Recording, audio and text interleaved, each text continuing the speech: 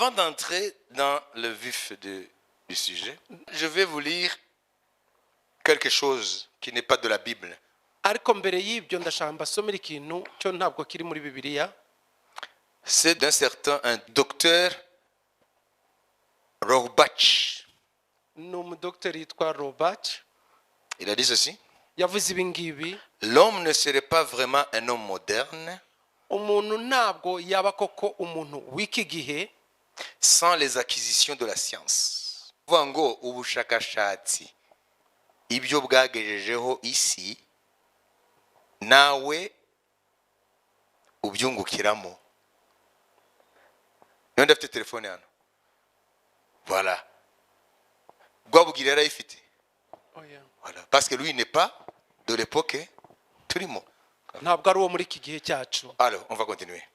L'homme ne serait pas vraiment un homme moderne umuntu rero ntabwo byamushobokera ko aba umuntu w'iki gihe sans les acquisitions de la science, atifashishije ikoranabuhanga cyangwa ubushakashatsi.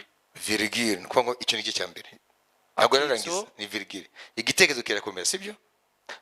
Après la virgule, nyuma y'akitso, mais il est assurément moins qu'un homme complet aba ari umuntu atuzuye koko s'il passe à côté iyo anyuze ku ruhande des vérités révélées par la Bible. y'amahame yahishuwe na Bibiliya. Reka dusubiremo. Détendez-vous, détendez-vous. Be relax. Mumve mubohotse. Ntabwo Imana ishobora kubateramo ibintu. Relax. Nta gikuba cyacitse. God is in control. Imana iri ku ngoma. Hallelujah. Ikidashobotse iyi saha kirashoboka mu isaha iri imbere. Amen. Itashoboka none izashoboka ejo. Amen.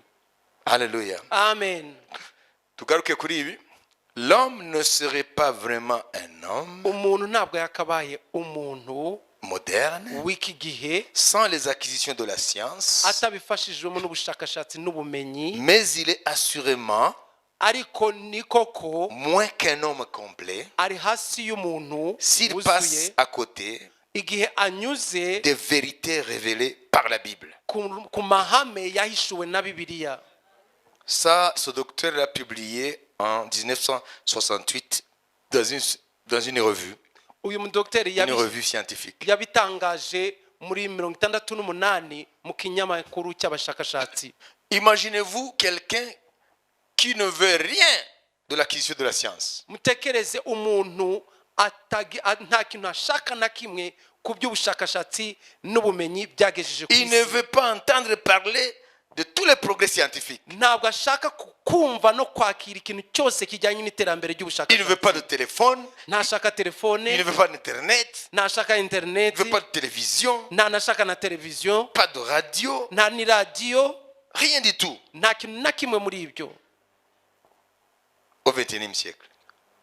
Muri iki kinyejana cya 21, Il veut vivre comme les hommes, ashaka kubaho nk'uko abandi bantu babayeho. comme l'homme de Néandertal. L'homme de Néandertal, Uwo wa Neanderthal il a vécu il y a 250 000 ans. yabayeho hashize imyaka ibihumbi Entre 250 250 000 ans et 28 000 ans. hagati y'imyaka ibihumbi 250. Imaginez le monde il y a 250 000 ans. Mutekereze isi ukuntu yari imeze hashize iyo myaka ibihumbi 250. Au XXIe siècle, Muri iki kinyejana cya tu veux vivre 21 comme l'homme de Néandertal ugashaka kumenya kubaho nk'umuntu wo muri icyo gihe ou comme les hommes de Cro-Magnon. cyangwa abo muri icyo gihe cya Cro-Magnon. C'est terrible. Ni ibintu biteye ubwoba. Qu'on appelle les Homo sapiens. Yitwa uko nguko. Dans la science qu'on appelle anthropologie. Ni mu bijyanye ni kwiga inkomoko y'umuntu, nabo bafata ko ari bo umuntu akomokaho. Il y a l'homme de Néandertal. Hari uwo nguwo yitwa l'homme de Néandertal. Uwo muntu. Il y a 250 000 ans. Hashize imyaka ibihumbi 250. Et il y a aussi l'homme de Cro-Magnon. Hari n'umuntu wa Cro-Magnon. Il y a 45 000 ans. Hari imyaka 45 000 à 12 000. ibihumbi 45 ishize Avant Jésus-Christ. mbere ya Yesu Kristo. Et ces scientifiques, les anthropologues disent que nous venons de ces espèces-là. Abashakashatsi ku nkomoko y'inyoko muntu rero bavuga ko dukomoka kuri abo bantu.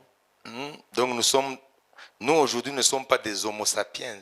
twebwe rero ntabwo turi mu buryo bw'abo bantu On dit que nous sommes des homo sapiens sapiens. ahubwo Ça veut dire que nous avons là. dufite Intelligence. ubwenge buteye imbere kuri bo. Alors, si tu ne veux pas bénéficier des progrès scientifiques, rero niba udashaka gukoresha iri terambere ry'ikoranabuhanga n'ubushakashatsi alors tu vas revenir à l'âge de l'homme de Néandertal. bizagusaba kugaruka mu bihe by'abo bantu bo muri icyo gihe Ou les hommes de Cro-Magnon. abo bantu bo muri icyo gihe cya kera Tu vas commencer à revenir à l'âge de la pierre taillée. uzatangira kugaruka mu bihe aho bakoresha amabuye nk'ibikoresho Et byo tu vas gufata commencer ibintu à faire le feu comme ils le faisaient. noneho ucana umuriro nk'uko nabo babikora mu kuwucana Alors qu'aujourd'hui, nous avons de l'électricité. kandi ubu dufite amashanyarazi Vous voyez? murabibona Donc, pour que nous puissions être des hommes modernes, kugira ngo tubashe kuba abantu rero b'iki gihe il faut bidusaba bénéficier des acquisitions de la science. gukoresha ibyo ubushakashatsi n'ubumenyi byagejeje kuri iyi si N'est-ce pas? sibyo se Amen.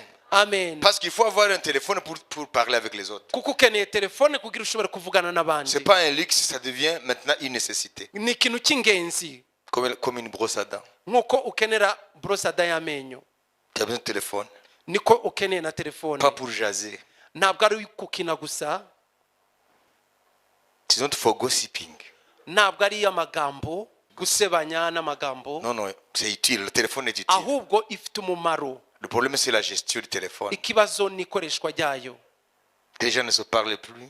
abantu ntabwo Chacun est dans son téléphone. buri wese aba yibereye muri telefone ye C'est ça le danger, en fait. izo nizo ngaruka mbi zabyo Parce que chaque progrès, c'est comme une médaille. Il y a les deux faces. kubera ko buri terambere rigezweho riba rifite ibice bibiri C'est comme la nk'igiceri pièce de monnaie. nk'igiceri Il y a le côté positif et le côté négatif. haba hari uruhande rumwe rwiza n'uruhande rubi Qui vante les mérites du courant?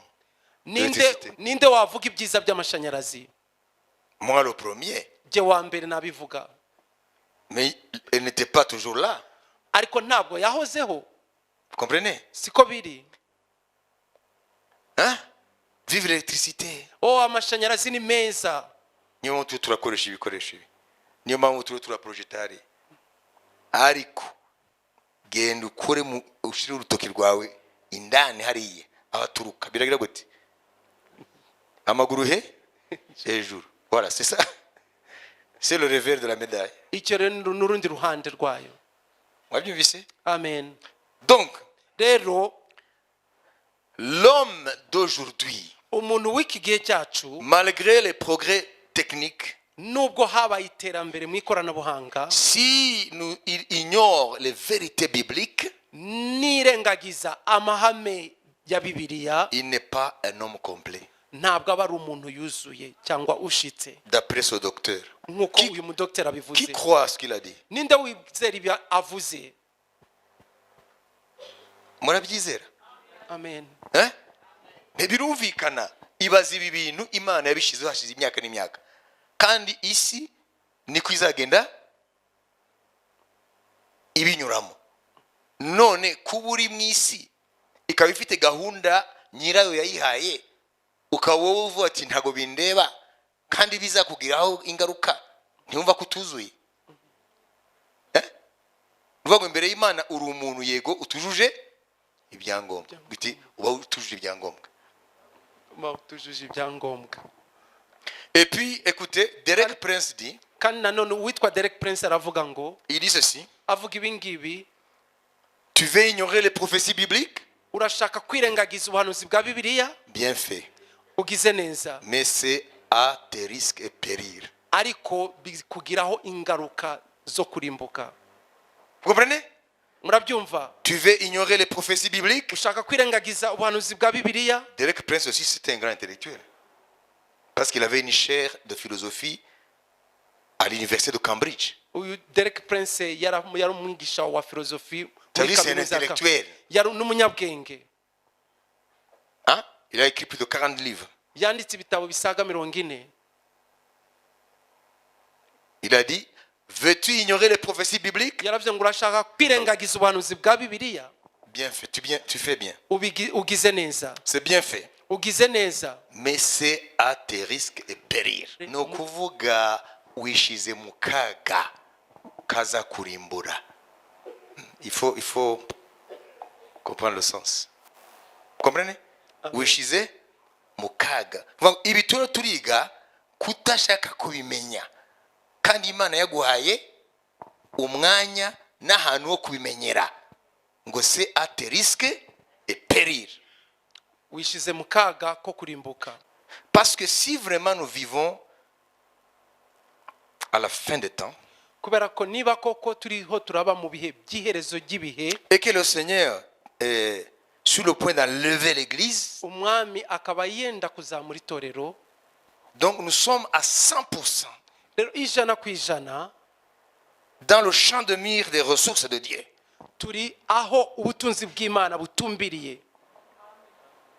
Parce que Dieu met ses ressources là où il y a sa volonté. kubera ko Imana isuka ubutunzi bwayo ahari ubushake bwayo. Parce que nous sommes en train de travailler avec l'esprit kuko turimo gukorana n'umwuka w'Imana pour réveiller ceux qui doivent être réveillés, kugira ngo dukangure abagomba gukanguka, préparer ceux qui doivent être préparés, gutegura abagomba gutegurwa, avertir ceux qui doivent l'être. no kuburira abagomba kuburirwa. Donc nous sommes dans l'onction prophétique. rero turi mu mavuta y'ubuhanuzi.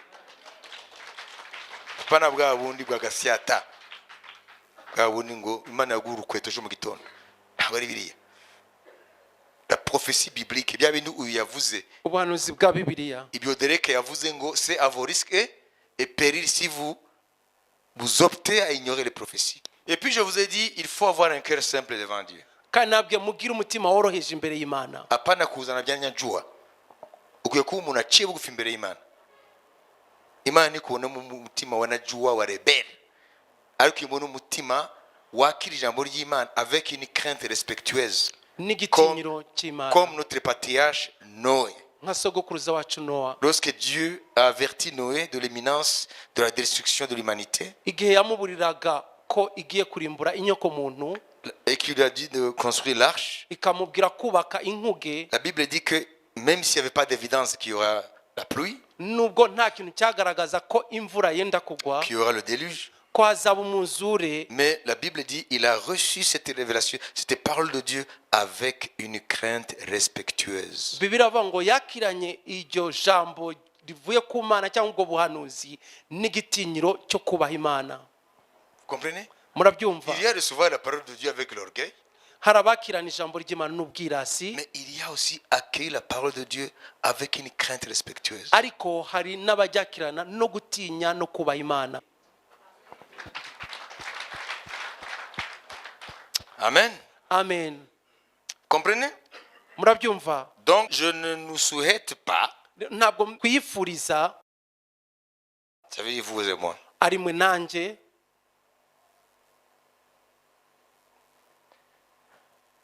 d'être du côté de ceux qui prennent des risques et des périls. kuba ku ruhande rwabo bishyira mu kaga ko kurimbuka cyangwa kugirwaho ingaruka. Donc il faut recevoir la parole prophétique biblique avec un cœur qui craint Dieu. Rero tukwiye kwakirana iri jambo ry'ubuhanuzi bwa Bibiliya n'umutima uciye bugufi kandi utinya Imana. Voilà, donc regardons maintenant. Rero reka turebe noneho, Serrons nos ceintures dufunge imikandara yacu, et nous allons suivre. noneho dukurikire, Parce que l'avion de la révélation va décoller. kubera ko indege yishyurirwa igiye kuzamuka gufata ikirere. Regardez. Murebe, Donc le temps de l'église, ça veut dire la couleur verte. La partie là avec la couleur verte. ibihe by'itorero ni kiriya gice kiri mu cyatsi kibisi. Donc il y a un espace là vert. Hari kiriya gice cy'icyatsi kibisi, C'est le temps de l'église. ni ibihe by'itorero. Nous les hommes de 2019, Twebwe abantu bo muri iki gihe cya nous 2019 sommes vers la fin de l'espace vert. turi twenda gusatira umusozo wa kiriya gice cy'icyatsi kibisi. Bientôt l'enlèvement va avoir lieu. Vuba aha kuzamuka kw'itorero kuraza kuba, Même si nous ne connaissons ni l'heure ni le jour. nubwo tutazi ari isaha ari n'umunsi. C'est pas ça l'important. Icyo ntabwo ari cyo cy'ingenzi. Vous voyez, face aux prophéties bibliques, Murabona, imbere y'ubu buhanuzi bwa Bibiliya il y a deux catégories de gens dans le monde. hari abantu bo mu buryo bubiri muri iyi si. Ça veut dire ni ukuvuga ngo il y en a qui ne savent pas différencier la prophétie biblique et les prophéties qui viennent des dons de prophétie ou des prophéties de tout akabi. hari abantu batabasha gutandukanya ubuhanuzi bwa bibiliya n'ubundi buhanuzi busanzwe. Ils n'ont pas été enseignés ntabwo bigeze bigishwa pour savoir qu'il y a un don de prophétie kugira ngo bamenye ko hari impano yo guhanura, et il y a le ministère prophétique. ariko hakaba n'umuhamagaro w'umuhanuzi. Par exemple, urugero nka Elisha, il n'avait pas seulement le don de prophétie, ntabwo yari afite gusa impano yo mais guhanura, il avait un ministère prophétique. ariko yari afite umuhamagaro nk'umuhanuzi. Si c'est un ministère prophétique, mu gihe rero ari umuhamagaro nk'umuhanuzi, il n'est qu'un canal. aba gusa ari umuyoboro. Toutes les paroles ne viennent pas de lui. amagambo yose ntabwo aba aturuka kuri we, Et on n'a rien à peser ou sous-peser. ntacyo umuntu aba afite cyo gusuzuma no gusuzuma. Mais ceux qui viennent des dons prophétiques, ariko ibikomoka kuri izo mpano je z'ubuhanuzi, suis en train de rappeler ce que je vous avais dit. ndimo ndabibutsa ibyo Ceux nabigishije. qui viennent des dons prophétiques, ibituruka kuri izo mpano z'ubuhanuzi, qu'elles soient sources divines ou sources humaines ou sources démoniaques, zaba zituruka ku bantu cyangwa imana cyangwa ku badayimoni, là, la Bible nous exhorte aho bibiliya iraduhugurira à éprouver les esprits. gusuzuma imyuka. Vous comprenez?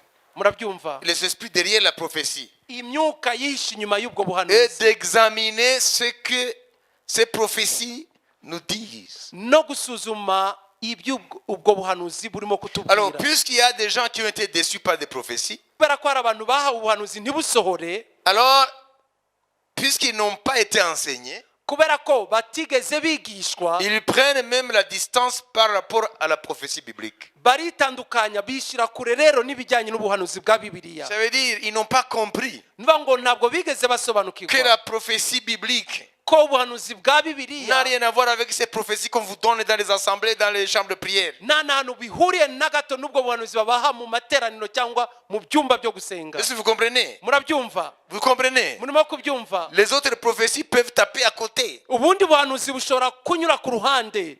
Comprenez? murabyumva? Même si c'est donné au nom de l'Éternel. nubwo bwaba bwatanzwe mu izina ry'uwiteka, Mais la prophétie de l'écriture, ariko ubuhanuzi bw'ibyanditswe byera, ça c'est autre chose. ubwo bwo ni ikindi kintu. Ça c'est ce qu'on appelle ainsi parle l'Éternel. ubwo nibwo buvugwa ngo uku niko uwiteka avuze. Elle n'échouera jamais. ntabwo buzigera na gato bureka gusohora. Elle fait partie de ce que Dieu a dit. buri mu byo Imana yivugiye. Ma parole est comme du feu. ijambo ryanjye ni nk'umuriro, C'est comme un marteau qui brise le roc. ni nk'inyundo imenagura urutare, C'est comme une épée à double tranchant. ni nk'inkota ifite ubugi habiri. C'est ce que Dieu a dit. nibyo Imana yavuze. Comme la neige tombe nk'uko urubura rugwa et fait germer la terre, les semences, rukameza imbuto, ainsi en est de ma parole. niko n'ijambo ryanjye riri. Et ne viendra pas à moi ntabwo rizangarukaho sans avoir accompli ma volonté. ridasoje icyo naritumye gukora. Parce qu'elle a été éprouvée cette fois dans la fournaise du ciel. kuko ryagerageje inshuro zirindwi mu itanura ryo mu ijuru. Dieu a dit, j'ai confiance en ma parole. Imana yaravuze ngo ndizeye ijambo ryanjye, Je l'envoie dans le monde, ndyohereje mu isi, pas à 99,9% de certitude. atari muri 99% Non, by'uko ari ihame, non, à 100%. ariko ni ihame 100%. 100%. 100%. Ah, listen to me, my brother. My Nyumva sisters. amatwi mwene data mushiki wanjye. This biblical prophecy. ubu buhanuzi bwa bibiliya, Hallelujah. amen, Hallelujah. amen, Is reliable 100%. ni ubwo kwiringira 100%. It will never fail. ntabwo buzigera buneshwa na gato, Parce que cette parole a fait ses preuves dans le temps. kuko iri jambo ryarageragejwe n'ibihe, Et l'histoire a prouvé kandi amateka arabihamya que c'est Dieu qui a parlé. ko ari Imana yavuze koko. Dieu n'a pas seulement la capacité de révéler l'avenir. imana ntabwo ifite ubushobozi gusa bwo kumenyekanisha ibizaba, Dieu contrôle l'avenir. ariko iranabigenga ikabiyobora. Dieu oriente l'avenir. imana niyo iyobora ibizaba. C'est ça la différence. aho niho hari itandukaniro. Les démons peuvent te dire même ton nom sans que la personne te connaisse. abadayimoni banakubwira n'izina ryawe uwo muntu atarizi. Ils peuvent te dire ce que tu as mangé demain matin. bashobora kukubwira n'ibyo wariye ejo hashize. Les démons peuvent même te dire qui tu épouseras. abadayimoni bashobora kuvuga ko uzashaka ninde. Hein? Les démons peuvent le dire. abadayimoni babikubwira. Vous comprenez? murabyumva. Les démons peuvent dire que tu mourras par un accident de voiture. abadayimoni bashobora kukubwira ko uzapfira mu mpanuka y'imodoka. Ça, ils peuvent te le dire. ibyo babikubwira. Mais ce qu'ils ne peuvent pas faire, ariko icyo batashobora changer le cours des choses. ni uguhindura icyerekezo cy'ibihe. Changer le cours des ni choses. guhindura icyerekezo cy'ibintu. Si les démons disent que tu vas mourir dans un crash aérien, abadayimoni bavuga ko uzapfira mu mpanuka y'indege, si tu tournes tes regards vers l'éternel, none ukahindukira ugahanga amaso Uwiteka comme le roi Ézéchias, nk'umwami Ezekiyasi, même si les démons ont entrevu ce qui est devant toi, nubwo abadayimoni barungurutse ibikuri imbere, l'éternel peut changer cette chose-là. Uwiteka ashobora guhindura ibyo bintu. Alléluia. Amen. C'est ça la différence entre l'esprit de Dieu et les autres esprits. aho niho hari itandukano y'umwuka w'Imana n'indi myuka. Tu as compris là? ninde wabisobanukiwe? L'esprit de Dieu ne révèle pas seulement l'avenir. umwuka w'Uwiteka ntabwo ahishura ibizaba gusa, L'esprit de Dieu a contrôle sur l'avenir. ahubwo afite n'ubutware ku bizaba, L'esprit de Dieu oriente l'avenir. akayobora ibizaba. Comprenez? murabyumva? C'est ça la différence. aho niho hari itandukaniro Entre nous qui adorons le Dieu vivant hagati yacu dusenga Imana nzima et adorons les esprits. n'abasenga imyuka. Voilà pourquoi nous avons la suprématie sur les bapfumu. niyo mpamvu dufite ubutware ku bapfumu. Je n'ai pas besoin d'entendre les mupfumu. sinkeneye kumva ibyo umupfumu ambwira, Parce que celui qui contrôle l'avenir, kubera ko utegeka ibizaba ayobora celui qui ibizaba, oriente le cours des choses, uyobora icyerekezo cy'ibintu il vient en moi. atuye muri jye. Abantu benshi ni imbata z'ubuhanuzi bw'abadayimoni. Wabizi? La maturité d'une église, ugukura mu mwuka kw'itorero c'est de connaître Dieu, ni ukumenya Imana que celui qui dirige tout. ko ariyo iyobora byose, Et si tu es en relation avec lui, kandi niba usabana nayo tu n'as pas besoin qu'on te dise ce qui viendra demain. ntukeneye kumenya ko bakubwira ikizaba ejo. Non. oya, Uwo mfukama ngasenga niwe mugenga. Ntabwo nkeneye wowe rero kuva hariya hose hariya Tanga muri Tanzania uje kumbwira ngo Imana ngo yakweretse ibiki. Je n'ai pas besoin d'entendre ça moi. ntabwo nkeneye kumva ibyo bintu. J'ai ma Bible. mfite Bibiliya yanjye, J'ai l'esprit de Dieu. mfite umwuka w'Imana. Iyo birahagije. Nta bindi nkeneye. Iyo mubwiye ati mwami nkuragije ibiri imbere, mba none ndakina se? Yaya arabifata gatangira kubiyobora.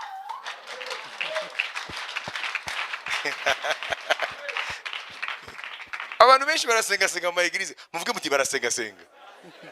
Nicyo nyine. Barabura ki bagiye muri Kongo ngo barashaka ngo kumenya ngo bizaba, bashaka kumenya ibikimwe bwe. Utarabaho se ninde yagengaga ibintu?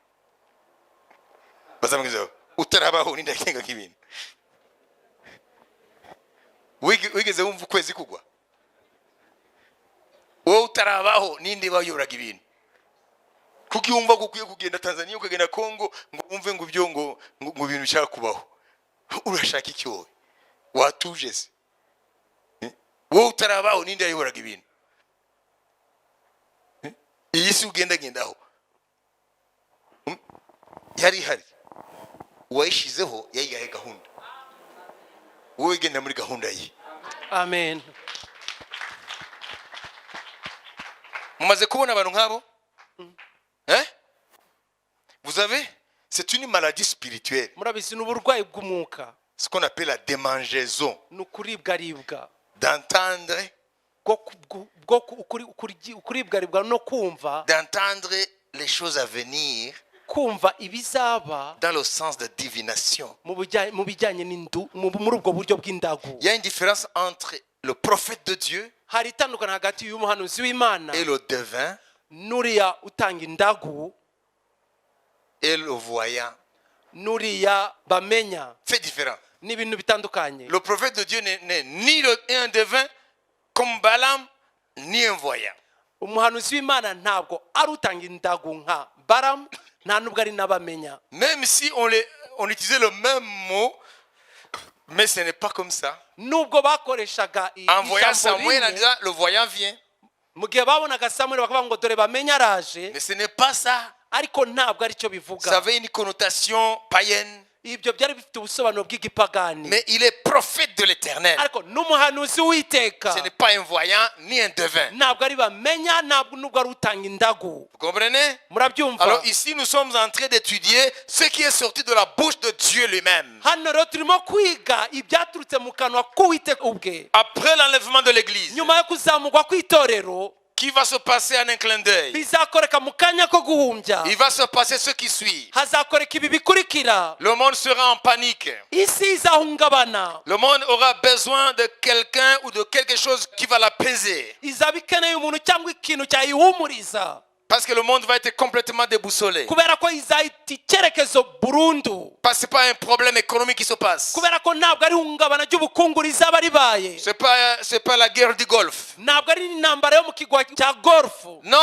Oya, c'est un problème planétaire. ahubwo ni ikibazo ku rwego rw'isi yose. La population qui s'appelle chrétien, Abantu bitwa abakristo, ces chrétiens-là, bari abakristo, ceux qui se disaient nés de nouveau, abivuga ko bavutse ubwa kabiri, ceux qui se disaient disciples de Jésus, abivuga ko ari abigishwa ba Yesu, de toutes les nationalités, bo mu bihugu byose, tous les pays, toutes les mu nationalités, bihugu byose n'amahanga yose de toutes les langues, n'indimi zose de toutes les tribus, n'amoko yose tous les clans, n'imiryango yose, ils ont disparu.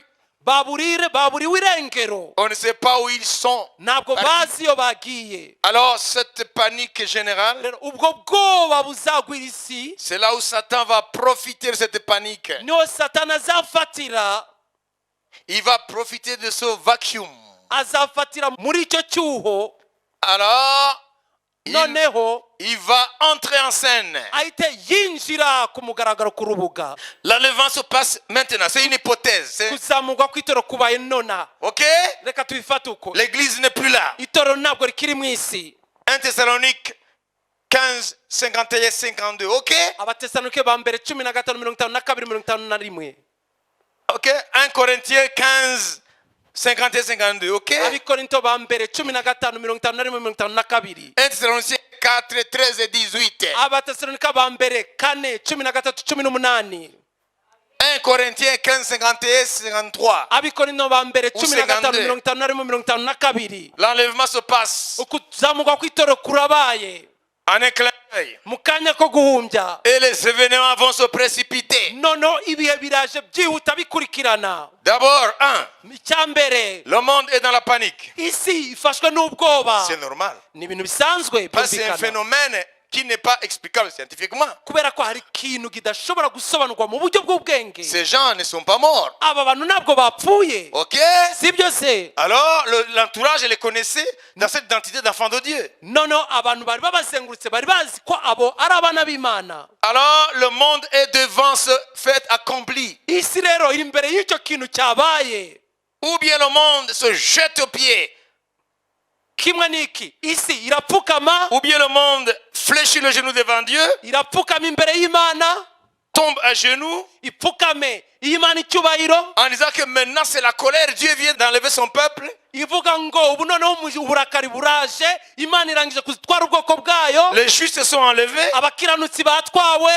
mais le monde ne va pas opter pour cette décision-là. Ariko isi ntabwo izahitamo icyo cyemezo. Le monde va être là, isi izaba iri aho et Satan va profiter de ce chaos. noneho satani yinjire muri icyo cyuho. Et souvenez-vous, mes frères, kandi mwibuke bene data, Hitler, uwitwa Hitler il n'a pas émergé au hasard. ntabwo yazamutse, ntabwo yaje uko nguko. L'émergence des hommes qui ont conduit les sociétés, ukuntu abantu bahagurutse bagiye bayobora inyokomuntu, tels que les Mussolini et les Hitler, nk'abitwa ba Mussolini na ba Hitler, ils sont sortis au sein d'un chaos. binjiriye mu cyuho.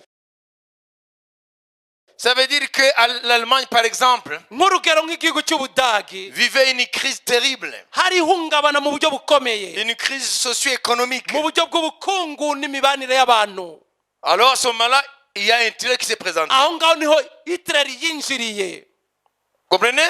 murabyumva? Donc toujours ces hommes ont émergé à partir d'une crise. buri gihe abo bagabo bagiye bazamukira mu cyuho. Même en Italie, Mussolini. no mu gihugu cya Itali ni uku witwa Mussolini. Tous ces fascismes-là, abo bantu b'igitugu ils sont sortis d'une crise. bagiye bazamukira mu cyuho. L'histoire va se répéter.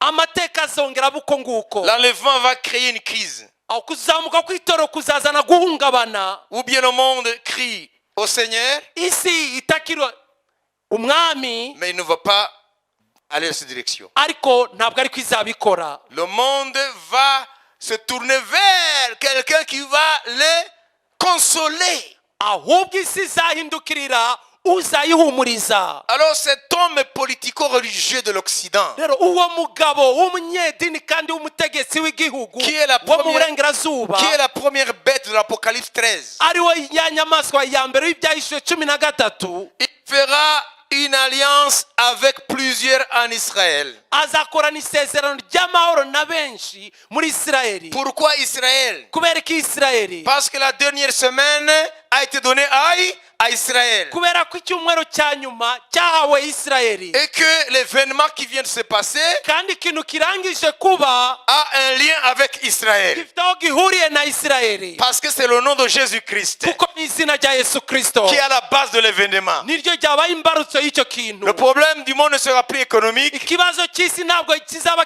cy'ubukungu, ni climatique. ntabwo ari n'ihindagurika ry'ikirere. Non! oya, Tous les grands dossiers de l'ONU ibi bibazo byose bya Loni vont être mis de côté. bizashyirwa ku ruhande. C'est un problème de certain Jésus qui, paraît-il, a enlevé son église. ni ikibazo cy'umuntu yitwa Yesu ngo yaba yajyanye abantu be. Et si l'ONU est toujours là, mugereho niba Loni izaba igihari, les membres permanents du Conseil de sécurité biriya bihugu bihoraho byo muri kariya kanama ka Loni qui ont le droit de veto, bafite icyemezo, ils vont convoquer d'urgence bazahita batumizaho byihuse le Conseil de sécurité. inama ya Loni, Parce qu'en vertu du chapitre 7, kubera ko ushingiye ku gice cya 7 chapitre 7 de la charte de l'ONU, cy'amategeko ya Loni, la paix mondiale, vous comprenez, amahoro ku isi a été menacée. yahungabanijwe. Il y a trouble hari uguhungabana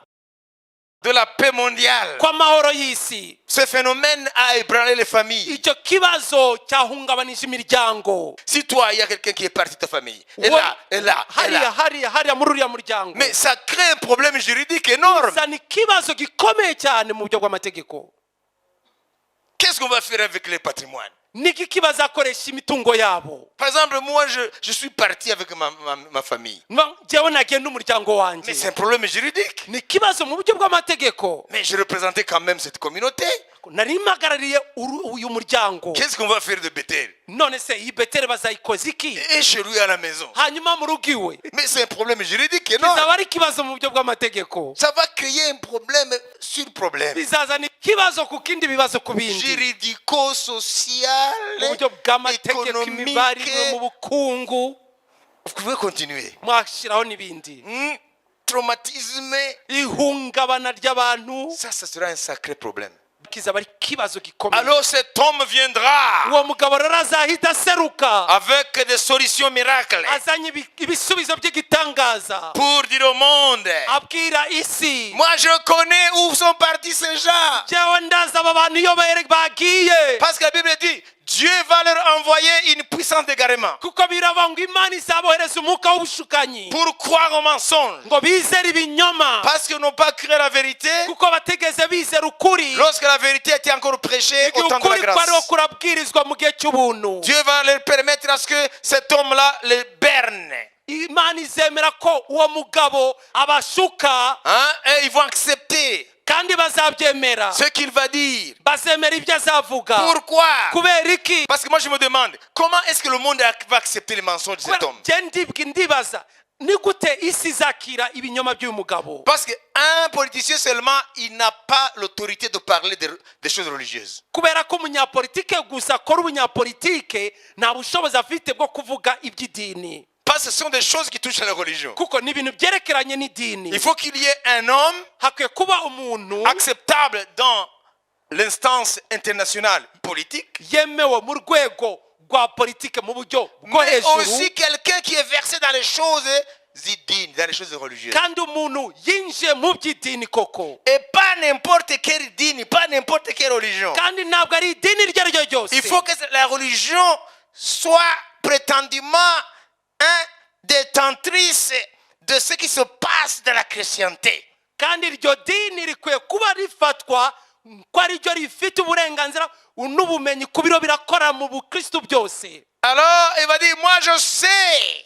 none azahaguruka avuga ngo ndabizi D'ailleurs, dans le passé de l'Église, ndetse no mu gihe cyashize cy'itorero dans les siècles passés, mu binyejana byatambutse il y avait habayeho un tribunal qui condamnait ces gens-là. urukiko rwaciraho iteka aba bantu Parce que ce sont des gens qui sont écartés.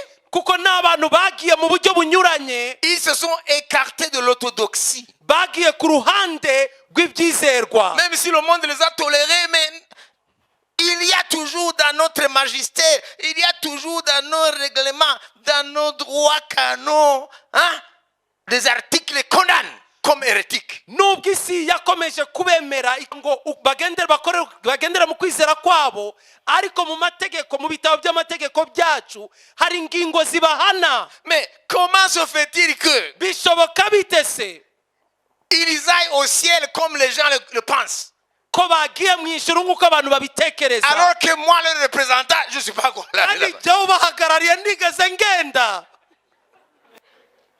Une seconde. Hein? Ah, discutez une seconde. mu biganira mu isegonda imwe Une seconde. mu biganira isegonda imwe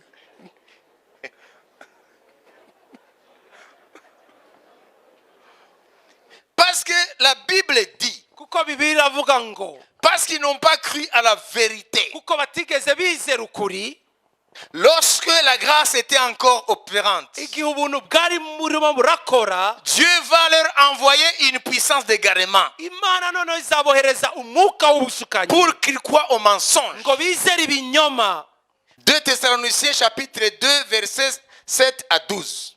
abatesalonika ba kabiri Tous ensemble.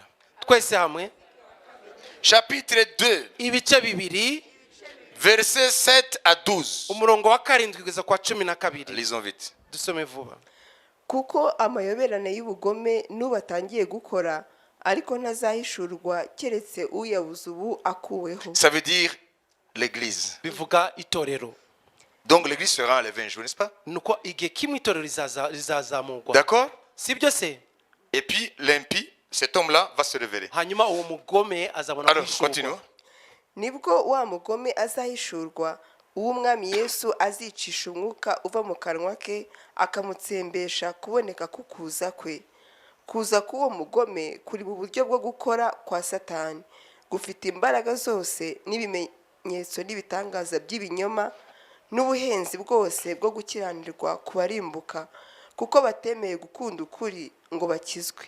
Nicyo gituma Imana izaboherereza ubushukanyi bukomeye cyane ngo bizere ibinyoma kugira ngo abatizeye iby'ukuri bose bakishimira gukiranirwa bacirweho iteka. Amen. Amen. Voilà, nous sommes là.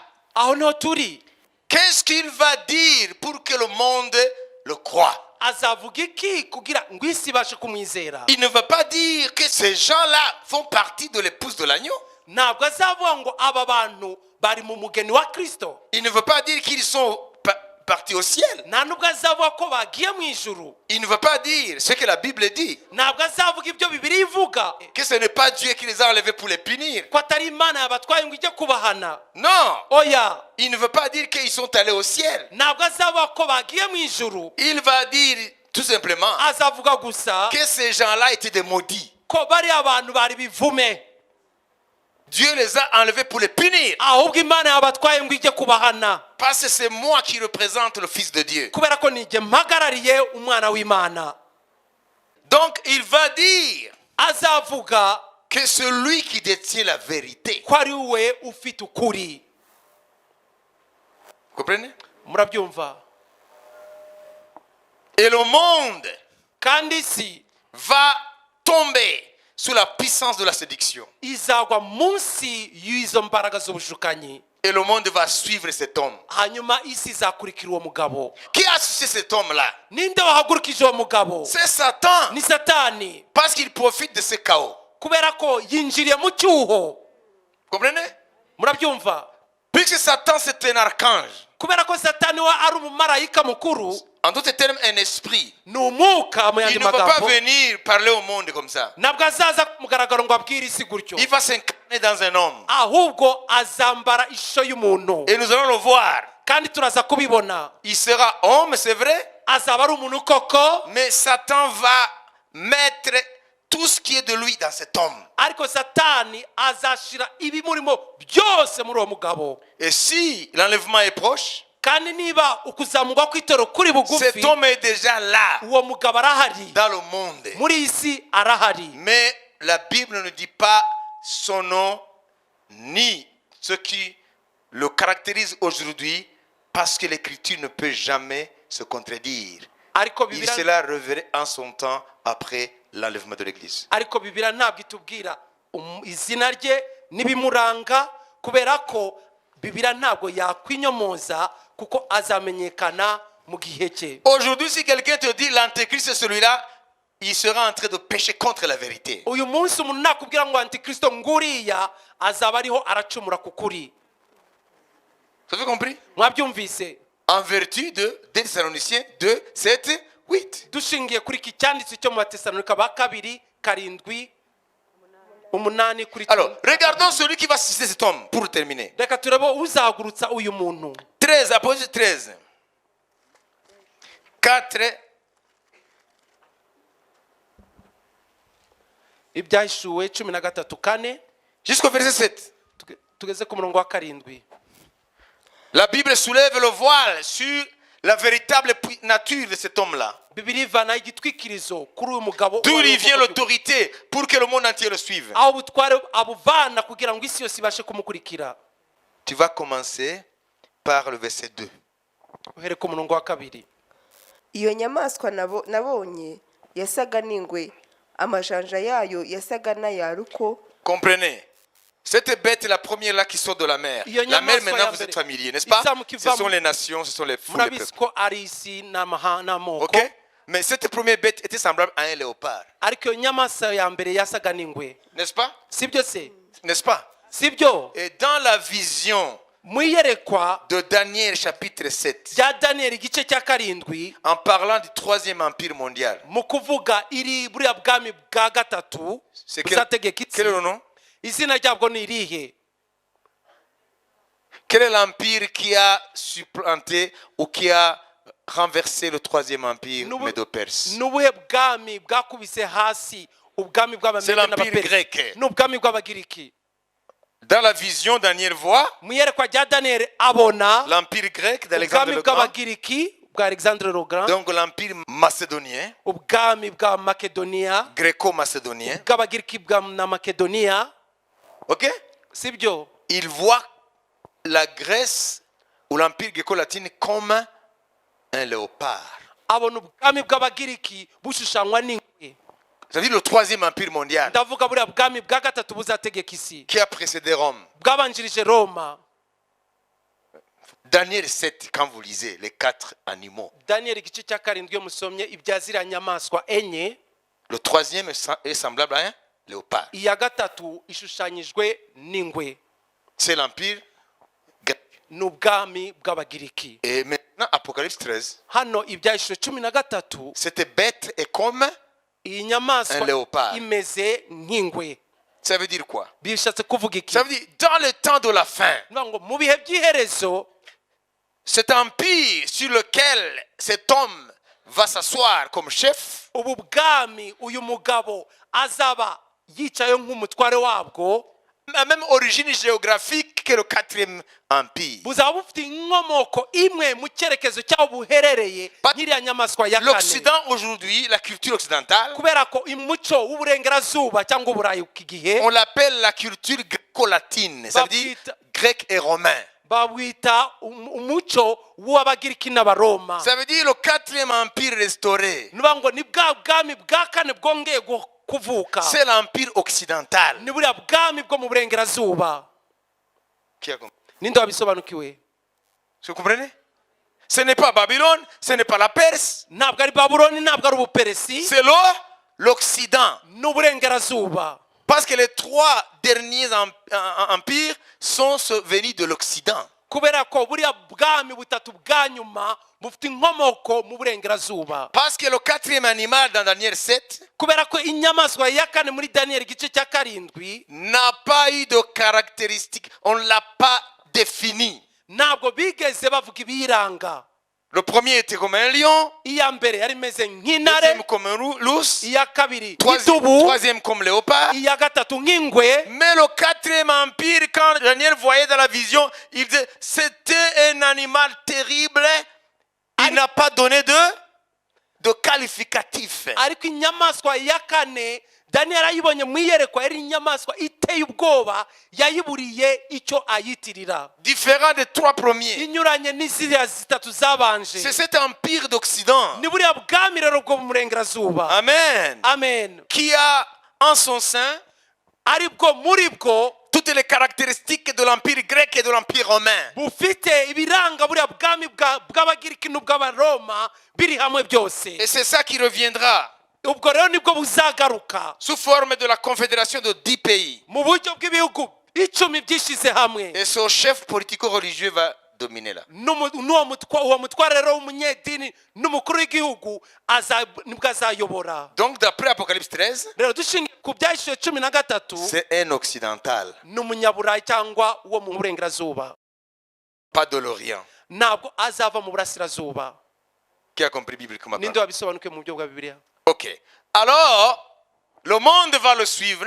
Ubwo rero isi izamukurikira. Pourquoi? Kubera iki? Parce qu'on nous dit que le dragon va lui donner son pouvoir et son autorité. Kubera ko batubwiye ko yanzoka izamuha ubushobozi Ou bwe. en un mot, c'est Satan. Okay? Satani azamuha ubushobozi bwe n'ubutware bwe. Ok? Sibyo? Parce que Satan s'appelle aussi le serpent et le dragon. Satani yitwa inzoka na kiyoka. C'est dans l'Apocalypse. Biri mu byahishuwe. Ok? Sibyo? Dans la vision, Satan, il est comme un dragon. Mu iyerekwa Satani ameze nk'ikiyoka. Ok? Sibyo? Alors, il va lui donner son pouvoir. Rero azamuha Son pouvoir et son autorité. En Kinyarwanda, on dit quoi? cya kiyoka cy'imbaraga zacyo n'intebe yacyo y'ubwami n'ubutware. Ah! Ça veut dire que Satan, le Dieu de ce siècle, nivuga ngo Satani imana y'iki gihe, Satan, le prince de ce monde, umutware w'iyi si, il va donner son trône à cet homme. azaha intebe ye uwo mugabo. Il va déléguer son autorité. Azamuha ubutware bwe. Et le monde va être fasciné par la puissance de Satan dans cet homme. Nono isi yose izafatwa n'imbaraga za Satani muri uwo mugabo. Et le monde va suivre moutonnement. Nono ikurikire nk'intama. Et les familles vont oublier leurs chers disparus. Imiryango yibagire abavandimwe babo bakunda babuze irengero. Qui a compris? Ninde wabisobanukiwe? Hein? Amen. Alors, pour que le monde soit réellement dirigé moutonnement, Kugira ngo isi ibashe kuyoborwa butama, Dieu va lui donner une aide. Imana izamuha uwo mugabo umufasha. C'est ce qu'on a appelé le faux prophète, Niwe twise umuhanuzi w'ibinyoma. qui viendra d'Israël, Azaba akomoka muri Isirayeli de la tribu de Dan. mu muryango wa Dani. qui viendra comme le Messie azaza yifata nka mesiya que les Juifs attendent. ariwe awe abayahudi bategereje, Mais ce ne sera pas le vrai Messie. ariko ntabwo azaba ari mesiya w'ukuri. Voilà pourquoi on l'a appelé Antéchrist, niyo mpamvu bamwise qui vient avant le vrai Christ. uza mbere ya kristo w'ukuri. Le chef romain, c'est l'Antichrist. umutware w'abaroma n'urwanya kristo. Et le faux prophète, c'est l'Antéchrist. Il vient avant le vrai Christ. umuhanuzi w'ibinyoma n'uza mbere ya kristo. Alors, écoutez-moi. munyumve. Alléluia. amen. Il y a l'enlèvement. hari ukuzamurwa kw'itorero. Dites Amen. vuga amen. L'enlèvement se passe aujourd'hui. ukuzamuka kw'itorero kuraba uyu munsi. Et directement, ako kanya le monde est dans un vide. isi iri mu cyuho, Ok?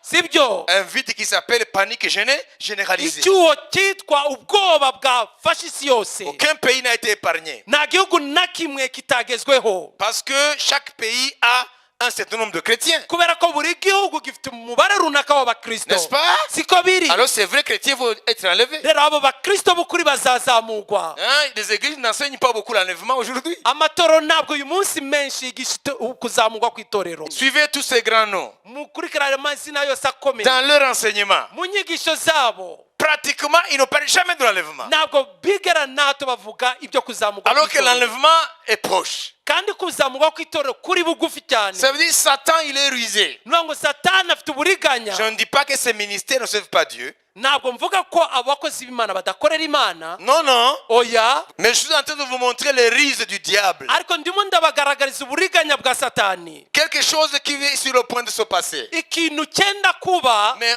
on n'enseigne pas sur ça. ariko nta muntu ukigishaho. Est-ce qu'il n'y a pas une certaine anomalie? nimwumva ko harimo ikibazo aho. Hein?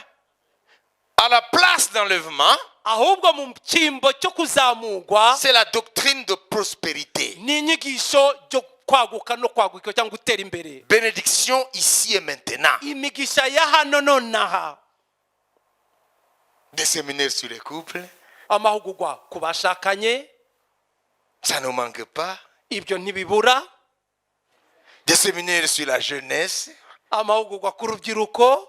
Comment est-ce qu'un jeune peut choisir vraiment une fiancée, la meilleure qu'il soit? ni gute umugaragu yahitamo umufasha umukwiriye koko mwiza? Comment est-ce qu'on l'a choisi? ni gute azahitamo? Comment est-ce qu'on peut connaître vraiment que c'est celle-là ou celui-là que Dieu m'a destiné? ni gute umuntu yamenya ko koko ari uriya cyangwa ari uriya imana yaneganirije? De ces thèmes-là qui sont vraiment utiles.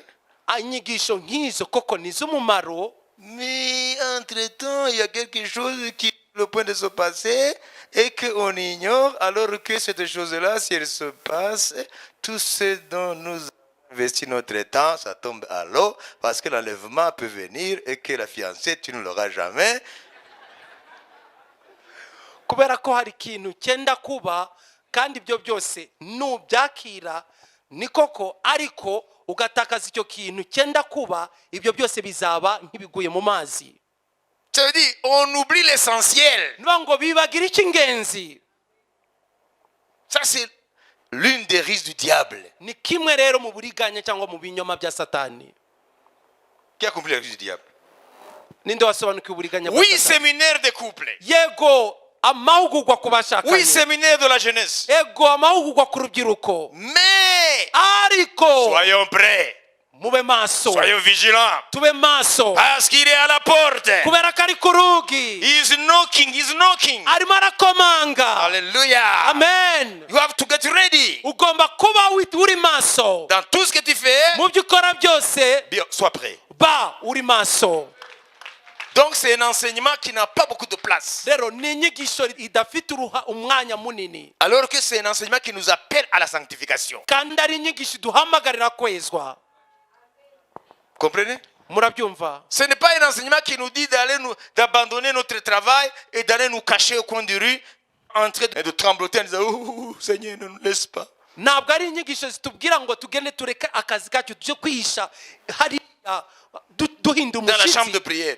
mu cyumba cy'amasengesho duhinda umushyitsi. Non! oya, C'est ce que Luther avait dit. nibyo Ruteri yavuze. C'est pas qu'il dénigrait l'enseignement sur le retour de Jésus. ntabwo yari uko yarasuzuguye inyigisho ku kugaruka kwa Yesu. Il a dit, même si le Seigneur revenait aujourd'hui, ngo nubwo umwami yaza kuri uyu mugoroba cyangwa uyu Écoutez ce munsi que Luther a dit. mwumve ibyo Luther yavuze. Il a dit, même si le Seigneur revenait aujourd'hui, Nubwo umwami yaza uyu munsi je planterai quand même mes carottes. nzatera amakaroti yanjye, Je planterai quand même mes choux. nzatera amashu yanjye. Qu'est-ce qu'il est en train de dire? Yarimo aravuga iki? Bongo, kuba maso utegereje umwami wawe ntabwo bivuga ngo inzara ntiyagukubita. Kuba ari inzara yagukubita ukwiye gukora. Amen. Oui. Celui qui veille, ce n'est pas ça, c'est l'homme intérieur. Uba maso ntabwo ari iki kibiri cy'inyuma ahubwo n'umuntu w'imbere. Tu es en train de cuisiner, Uriho urateka mu gikoni mais en toi, ariko muri wowe tu veilles. uri maso. Tu es en train de conduire, Uri uratwara imodoka mais en toi, ariko muri wewe tu veilles. uri maso. Amen. Amen. Vous comprenez? Murabyumva? Tu es ici en train de m'écouter, Uri hano urimo urantega amatwi tu veilles. ariko uri maso. Parce que rien ne nous dit que l'enlèvement viendra quand on sortira juste de l'église.